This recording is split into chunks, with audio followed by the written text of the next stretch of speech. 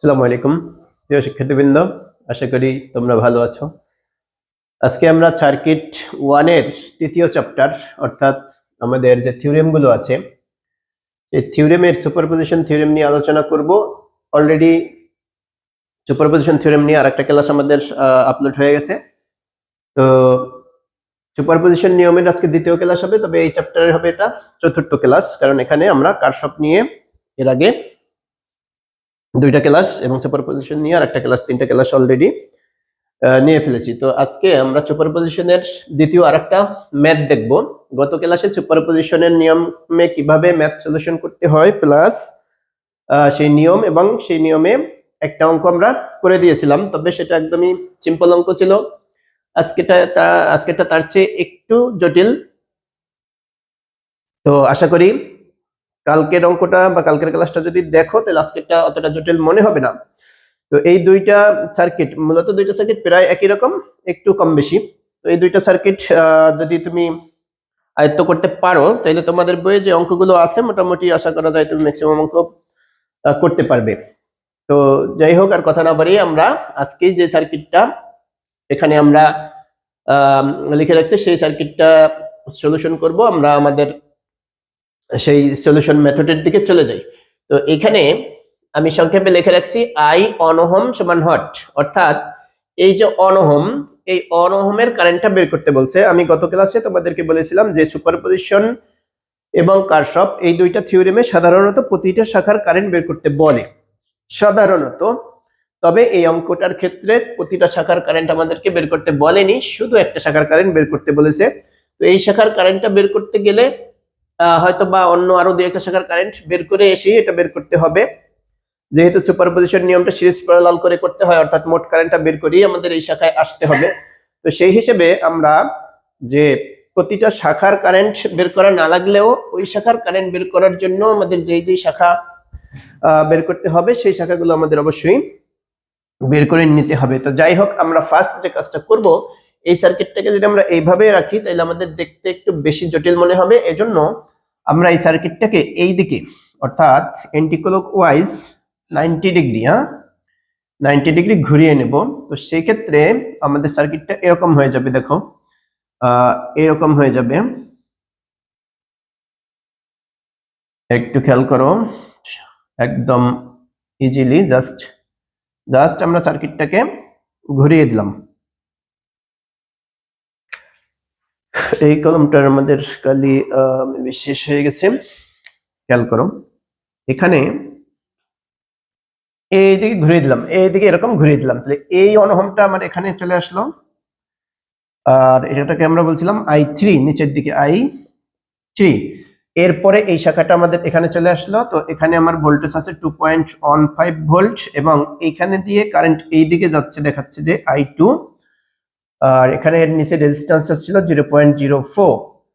এরপরে একদম এই যে এটা আসবে, তাহলে আমাদের এর পিছনে একদম পিছনে এটা আসবে 2.05 ভোল্ট আছে এখানে, এবং এখানে ওহম আছে 0.05 ওহম।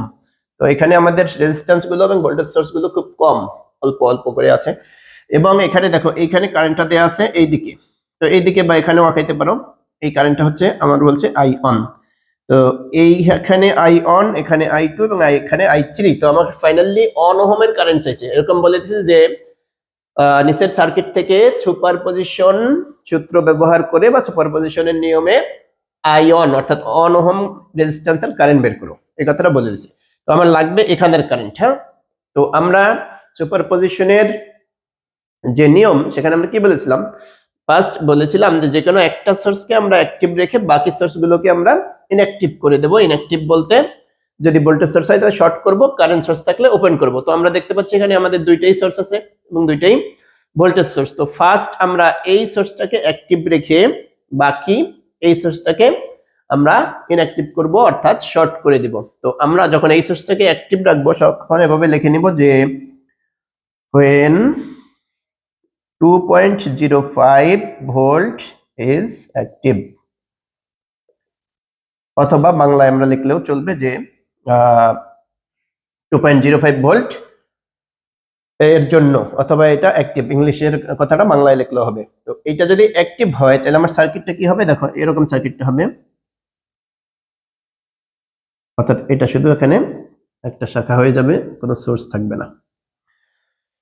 তো এখানে থাকলো আমার 2.05, এখানে 0.05, আর এখানে 0.04, আর এখানে 1। খেয়াল করো, একদমই সিম্পল একটা সিরিজ প্যারালাল মিশ্র সার্কিট, যেখানে এই দুইটা শাখা প্যারালাল আছে, তার সাথে এটা সিরিজে আছে। খেয়াল করো, এখানে এই শাখাটা এখানে থাকা আর এখানে থাকা একই কথা। এইখান থেকে মূলত যেই কারেন্টটা বের হবে, সেই কারেন্টটা এইদিকে এসে এখানে এখানে ভাগ হয়ে এখান থেকে ঘুরে কিন্তু আবার এখানে সেই কারেন্টটাই ঢুকবে। তার মানে এখান থেকে যা বের হবে এখান থেকে তাই ঢুকবে। তার মানে এই 0.05 ওহমের কারেন্টটা হবে আমার এই সার্কিটের মোট কারেন্ট, ঠিক আছে?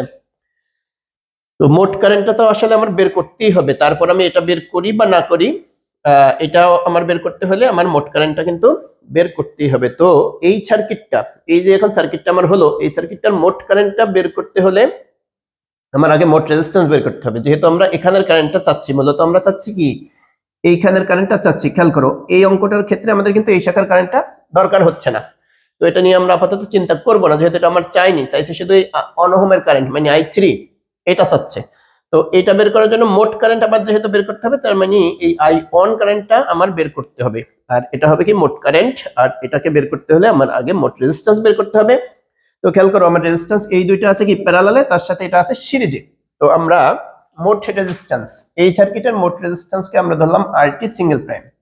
কেন সিঙ্গেল প্রাইম? কারণ আমরা বলছি যে প্রথম যে সার্কিটটা নেব আমরা, অর্থাৎ প্রথম যে সোর্সটা অ্যাক্টিভ ধরবো, তার জন্য সব হিসাবগুলো আমরা সিঙ্গেল প্রাইম দিয়ে করব।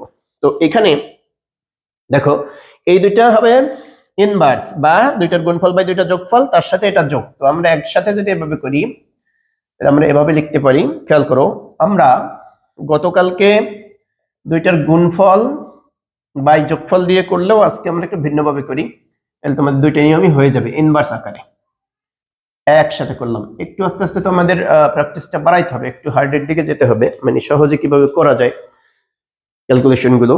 তো এখানেও আমি একটু করি, আমি আজকে একসাথে করব না, শুধু এইটুক ইনভার্স করে এটাকে পরে যোগ করব। হ্যাঁ, তো এখানে খেয়াল করো, ইনভার্স করতে হয় এই যে মুড বাটনের নিচেই ইনভার্স, মুড বাটনের নিচেই ইনভার্স আছে। যাদের এই ক্যালকুলেটর, অন্যদেরও এরকম ইনভার্স পাবে, হয়তো বা এক জায়গায় না থেকে অন্য জায়গায় থাকতে পারে, এই সাইডে থাকতে পারে।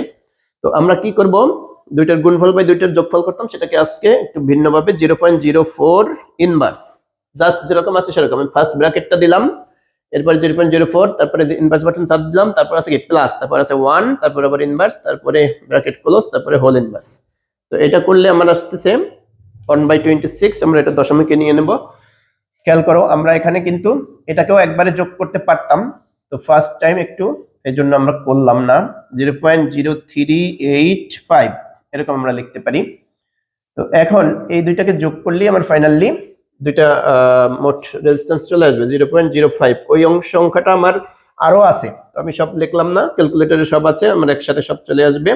তো এখানে এটা করলে আসলো 0.088, এরপরে 46, তো 885 ধরলাম আমি, যদিও দুই ঘর নিলে হয়। তো এখানে যেহেতু 0.0, তারপরে অনেকগুলো সংখ্যা, একটু বেশি নিলে মানটা অ্যাকুরেট আসার সম্ভাবনা থাকে। তো এই সার্কিটের মোট রেজিস্ট্যান্স আমি যেহেতু পেয়ে গেছি, এখন মোট কারেন্টটা পেয়ে যাব। তো মোট কারেন্ট যেটা, সেটাই হবে মূলত আমার I1, যদিও এটা I1 বা I2 দরকার নাই, মোট কারেন্টটা বের করতেছি, শুধু আমার দরকার এটা। তো এটা বের করতে হলে আমার মোট কারেন্টটা লাগবে। তো মোট কারেন্ট বের করার সূত্র কি? আমরা জানি যে মোট ভোল্টেজকে সার্কিটের মোট রেজিস্ট্যান্স দিয়ে ভাগ করলে আমরা মোট কারেন্ট পেয়ে যাব। তো এটা আছে আমার কি 0.0885। তো দশমিকের পরে একটু কম বেশি নেওয়ার কারণে রেজাল্ট একটু কম বেশি হতে পারে, এটা কোনো বিষয় না। 2.05 ভাগ হচ্ছে 0.0885। তো এখন এটাকে আমরা যদি ক্যালকুলেশন করি, তাহলে দেখা যাচ্ছে 23.1638, তো 164 রাখলাম আমরা। তো এই কারেন্টটা দেখো, এই কারেন্টটা হচ্ছে কি আমার মোট কারেন্ট। তো এই কারেন্ট আমার মূলত দরকার নেই, আমার কারেন্ট দরকার কোনটা? I3। তো I3 বা অন ওহমের কারেন্ট প্রথম সোর্সের জন্য ধরলাম সিঙ্গেল প্রাইম। তো এখানের কারেন্ট দেখো, এখানে মোট কারেন্ট বের হলো, বের হয়ে কি এইখানে একটা আসবে, খুব ভালো করে খেয়াল করো, এই শাখায় একটা আসবে, অর্থাৎ 0.04 এর মধ্যে আসবে, এবং I3 এর মধ্যে একটা, অন ওহমের মধ্যে একটা আসবে। হ্যাঁ, এখানে একটা আসবে। তো এটা ধরছি আমরা I3 আর এটাকে ধরছি I2। তো এটা আমাদের দরকার নাই, যেহেতু এটা আমরা হিসাবই করব না, আমরা এটাকে ডিরেক্ট নিয়ে যাব, যেহেতু আমাদের এটা চাইছে, ওটা চাইনি। তো এইটা বের করার জন্য আমাদের কি করতে হবে, মোট কারেন্ট ইনটু বিপরীত শাখা। তাহলে মোট কারেন্ট আমার কত, 23.164, বিপরীত শাখার রেজিস্ট্যান্স এটা বের করব। তাহলে বিপরীত শাখা কোনটা, এটা 0.04, আর দুই শাখার রেজিস্ট্যান্সের যোগফল, তার মানে 0.04 প্লাস 1। খেয়াল করো কারেন্ট ডিভাইডার রুল, বেসিক ইলেকট্রিসিটিতে আমরা এগুলো করছি। হ্যাঁ, তো এখানে দেখো 23, অবশ্যই 23 আমার ছিলই, না লিখলেও হয়তো 164। তাও আমি লিখি সম্পূর্ণ 0.04 ভাগ হচ্ছে 0.04 প্লাস 1। মূলত এটা কি হবে, এটা যদি তুমি একবারে এরকম সিম্পলি এরকমই তুলতে হবে এমন না, তুমি যদি তোমার কনফিডেন্স থাকে যে তুমি মুখে যোগ করলে ভুল করবে না, তাহলে কি এটা কি হবে 1.04 এরকম হবে, এটাও দিতে পারো। তো একসাথে আমাদের ক্যালকুলেশনটা যদি ভুল হওয়ার সম্ভাবনা থাকে তাহলে তুমি সম্পূর্ণটাই ক্যালকুলেটর দিয়ে করো, কোনো সমস্যা নাই। এটা আসতেছে 0.89, এরপরে 09, তো 0.891 এভাবে দিতে পারো। তো I3 দরকার আমার, এখন আমি পাইছি কি I3 সিঙ্গেল প্রাইম মানে কি প্রথম সোর্সের জন্য। এখন এই সেম কাজটা আমার এই সোর্সটাকে অ্যাক্টিভ রেখে করতে হবে, এই সোর্সটাকে অ্যাক্টিভ রেখে আমার সেম কাজটা করতে হবে। তো আমরা এটার জন্য এখানে আর একটা সার্কিট অঙ্কন করি। দেখো তাহলে কি এবার এই পাশেরটা শর্ট হয়ে যাবে আর এই পাশের সোর্সটা আমার অ্যাক্টিভ থাকবে, দেন হচ্ছে এগুলো বাকিগুলো তো থাকবেই। তাহলে এখানে আছে আমার 1, এখানে আছে 0.05, আর এখানে আছে 0.04, আর এখানে আছে আমার 2.15। তো খেয়াল করো এবার কিন্তু এখান থেকে কারেন্টটা এদিকে উঠবে, এদিকে উঠে একটা এদিকে যাবে, একটা এদিকে যাবে। এখন দেখো এই সার্কিটটাকে যদি তুমি চাও যে এভাবে, তো আমি বুঝতে একটু ঝামেলা মনে হচ্ছে, তো তুমি আরেকটু সিম্পল করতে পারো। অর্থাৎ আমাদের অনেকের ক্ষেত্রে প্রথম যারা অঙ্ক করো তাদের ক্ষেত্রে এই বাম সাইডে, একদম বাম সাইডে লোডটা থাকলে ঠিক হয়। তো তুমি যদি এটাকে ঠিক রাখতে চাও, এটাকে একদম বাইরে দিতে চাও, তাও দিতে পারো, অথবা এটাকে এই পাশের মাঝখানেও দিতে পারো, যেখানে তোমার ভালো লাগে, একই সংযোগ। হ্যাঁ, তো এই I1 যেহেতু এটা বাইরে ছিল, এবারও বাইরেই দিচ্ছি আমি। হ্যাঁ, সমস্যা নেই, তুমি অনকে পরে দিলেও হবে। এখন মানে এই অনকে এখানেও রাখতে পারো, এটাকে এখানে ঠিক রেখে এটাকেও একদম বাইরে দিতে পারো, যে কোনোটা করতে পারো। আমি এখানে অন দিলাম আর এইটাকে এখানে দিলাম। আর বিষয় হচ্ছে যে তোমার এটাকে এই যেখানে আছে এখানে রেখে করলেও কোনো সমস্যা কিন্তু নাই। এটা হচ্ছে ভোল্ট, আর এর সাথে এখানে আছে 0.04। এই সার্কিটটা এখন কি একদম এই সার্কিটটার মতন হয়েছে না, সেম সার্কিট, শুধু মানগুলো একটু কম বেশি। আগে এখানে ছিল 0.04, এখন এখানে আসছে 0.04, আর এটা 5 টা গেছে ওপাশে। তাহলে এখন আমার কি করতে হবে, এই দুইটাকে প্যারালাল করতে হবে, তার সাথে এটা যোগ করতে হবে, সে আগের মতোই। অর্থাৎ এই সার্কিটটা দিয়ে এখন আমাদের একটা মোট কারেন্ট বের করে তারপরে এই শাখার কারেন্টটা বের করতে হবে। তো মোট কারেন্ট বের করতে হলে আমরা জানি কি, মোট রেজিস্ট্যান্স বের করতে হবে। তো এই শাখার মোট রেজিস্ট্যান্স এই সার্কিটের, এটাকে আমরা ডাবল প্রাইম ধরলাম, আর এটি ডাবল প্রাইম, তাহলে এটা কি হবে 0.04 প্লাস, আর একটা ব্র্যাকেট এখানে দাও 0.05। দেখো এখানে আমি সেকেন্ড ব্র্যাকেট বা ফার্স্ট ব্র্যাকেট যেকোনো একটা দিলেই হবে, ক্যালকুলেটরে তো সেকেন্ড ব্র্যাকেটের অপশন নাই, আমাদের ফার্স্ট ব্র্যাকেটই 2-3 বার করে দিতে হবে। সেই হিসেবে আমি ফার্স্ট ব্র্যাকেটই দিয়ে গেলাম। ক্যালকুলেটরে তুমি যেটা দিতে পারবে আমি সেটাই দিলাম, আরো ইজি হবে। তো আমরা বলছিলাম কি এটা ইনভার্স প্লাস এই যে অন এর ইনভার্স, তারপরে হোলের ইনভার্স। এখন এই ব্র্যাকেট কমপ্লিট করার জন্য এই পাশে আরেকটা ব্র্যাকেট দাও, অর্থাৎ এরকম একটা ব্র্যাকেট প্রথমে দিয়ে নিবে। তো আমার সব ব্র্যাকেট কমপ্লিট হয়ে গেল। তো এখানে আমরা এই অংশটুকু আলাদা করে যোগ করছিলাম, এবার আমরা পুরোটা একসাথে করে দেব। দেখো পুরোটা একসাথে করার জন্য আমরা এখানে প্রথমে একটা ব্র্যাকেট দিলাম, একদম যা আছে তুমি তাই তুলবে। হ্যাঁ, এরপরে 0.04, তারপরে প্লাস, তারপরে আর একটা ব্র্যাকেট, তারপরে 0.05 ইনভার্স প্লাস 1, তারপরে কি ইনভার্স, তারপরে ব্র্যাকেট দিয়ে হোল ইনভার্স, এরপরে এই ব্র্যাকেটটা ক্লোজ করার জন্য আরেকটা ব্র্যাকেট দাও ইকুয়াল। প্রথমে এই ক্যালকুলেটরে ভগ্নাংশে আসবে, আমরা সেটাকে এসডি দিয়ে বলছিলাম কি, এসডি দিয়ে আমরা দশমিকে যাব।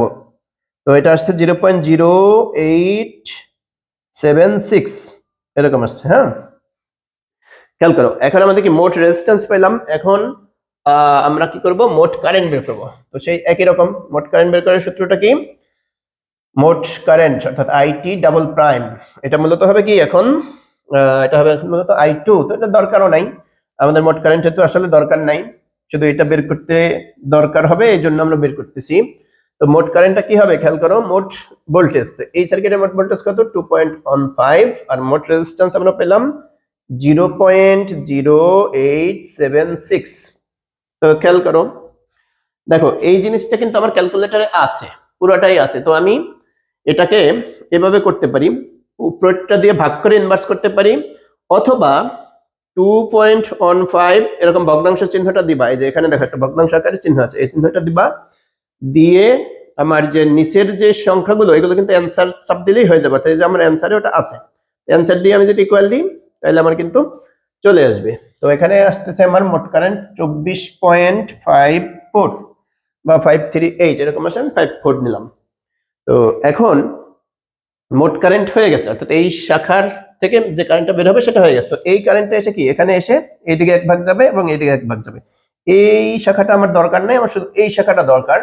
তো এই শাখাটাকে আমরা ধরছিলাম কি I3 বা I1 ওহম। এই I3 কারেন্টটা ডিরেক্ট আমি বের করব, আমরা সিঙ্গেল প্রাইম আগে বের করে রাখছি অলরেডি, এখন আমরা ডাবল প্রাইমের ক্ষেত্রে এটা বের করব। তো সেক্ষেত্রে কি বলছিলাম সূত্রটা কি, কারেন্ট ডিভাইডার রুলের মোট কারেন্ট এই যে বের করছি মোট কারেন্ট, এম্পিয়ার লিখলে লেখো মোট কারেন্ট ইনটু বিপরীত শাখা। তো আমি বের করতেছি কোথায়, এই শাখাটা আমি বের করতেছি, তো বিপরীত শাখা কোনটা এটা, আর এই শাখায় তো মোট কারেন্টই যাচ্ছে, তো কোনো হিসাবের দরকার নাই। তো বিপরীত শাখাটা হবে কত আমার 0.05, আর নিচে কি দুইটা শাখার রেজিস্ট্যান্সের যোগফল। তো এটা করলেই আমাদের হয়ে যাবে। তো আমাদের দেখো মোট কারেন্টটা কি আমার ক্যালকুলেটরে আছে না, মোট কারেন্ট আমার ক্যালকুলেটরে আছে, তো এর সাথে আমি গুণ করে দিই 0.05, আমার আর এত কিছু তুলতে হচ্ছে না, ভাগ দিয়ে আমার হচ্ছে 1.05, যেহেতু দুইটা যোগ করলে 1 আছে এবং 0.05 আছে, তো এটা তো আর ক্যালকুলেটরে আলাদা যোগ করার দরকার নেই, 1.05। তো এটাকে করলে আমরা পাচ্ছি 1.168, তারপরে আরো অনেক সংখ্যা আছে, তো আমরা এই পর্যন্ত নিলাম। তো এটা একটা অ্যাম্পিয়ার। এখন খেয়াল করো, আমরা বলছিলাম যে দুইটা কারেন্ট বের করা হলে এর দিক অনুযায়ী প্লাস মাইনাস করে আমরা ফাইনালি কারেন্টটা বের করব। তো আমার দরকার কি I3 ওহম, কোথায়, এই যে এই কারেন্টটা I3 ওহম না I3, অথবা I1 ওহম, অন ওহমের কারেন্ট, হ্যাঁ I3 অথবা I1 ওহম। বিষয়টা হচ্ছে কি এই শাখার কারেন্ট, এখন তুমি এটাকে যে নামে ডাকো, এই শাখাটাকে তুমি I3ও ধরতে পারো, I1 ওহমও ধরতে পারো, তো আমি দুইটাই লিখে দিলাম। তো এখন এইখানে দেখো, এইখানে যে কারেন্টটা যাচ্ছে, এই কারেন্টটা কিন্তু যখন এখানে তো দুইটা আছে, এই সোর্স যখন অ্যাক্টিভ তখনও কিন্তু কারেন্টটা উপর থেকে নিচের দিকে যাচ্ছে, এবং যখন এই সোর্স অ্যাক্টিভ তখনও কিন্তু কারেন্টটা উপর থেকে নিচের দিকে যাচ্ছে, অর্থাৎ দুইটা সোর্সের জন্যই এই অন ওহমের মধ্যে কারেন্ট একই দিকে যাচ্ছে, তার মানে আমার দুইটা কারেন্টই পজিটিভ বা দুইটাকে আমি যোগ করে নেব। তো প্রথম সোর্সের জন্য আমরা কারেন্টটা পেয়েছিলাম 0.891 এবং দ্বিতীয় সোর্সের জন্য আমরা কারেন্টটা পেলাম 1.168। এখন এই দুইটা কারেন্টকে যোগ করলে আমাদের হয়ে যাবে। তো শেষের কারেন্টটা আমাদের ক্যালকুলেটরে 80, এর সাথে আমরা যোগ করে দেব প্রথম কারেন্টটা, যেটা হচ্ছে 0.891, দেন হচ্ছে আমরা দেখবো যে এইচডি তে দিয়ে কত আসে। তো এটা দেখা যাচ্ছে 2.059, তো 2.06 অ্যাম্পিয়ার দেওয়া যাচ্ছে। তো এটাই হবে আমাদের অ্যান্সার। খেয়াল করো, আমরা একটু দেখি যে আমাদের রেজাল্ট মিলছে কিনা। হ্যাঁ, একদম অ্যাকুরেট মিলছে, পারফেক্টলি মিলছে, কোনো একটু কম বেশি হয়নি। আমাদের এটার রেজাল্টটা হবে একদমই 2.06, এটাই লেখছে এম্পিয়ার। তো আশা করি আমরা যে তোমাদের এই ম্যাথটা বুঝতে কোনো প্রবলেম হয়নি। তোমরা এই নিয়মের একদম এই টাইপের সার্কিট শুধু মান ভিন্ন দিয়ে আরো কয়েকটা অঙ্ক বইয়ে দেওয়া আছে, এগুলো তোমরা নিজেরাই আশা করি প্র্যাকটিস করতে পারবে, এবং এগুলো যত প্র্যাকটিস করবে তত কিন্তু তোমার জন্য ইজি হয়ে যাবে। তো আজকে আমরা সুপারপজিশনের আর নিয়ম করব না, আমরা নেক্সট দিন থেভেনিন থেকে একটা অঙ্ক করব। তো সেই ভিডিও দেখার জন্য, থেভেনিন কিন্তু খুব ইম্পর্টেন্ট, সেটা দেখার জন্য সবাইকে আমন্ত্রণ জানিয়ে শেষ করছি। খোদা হাফেজ, আসসালামু আলাইকুম।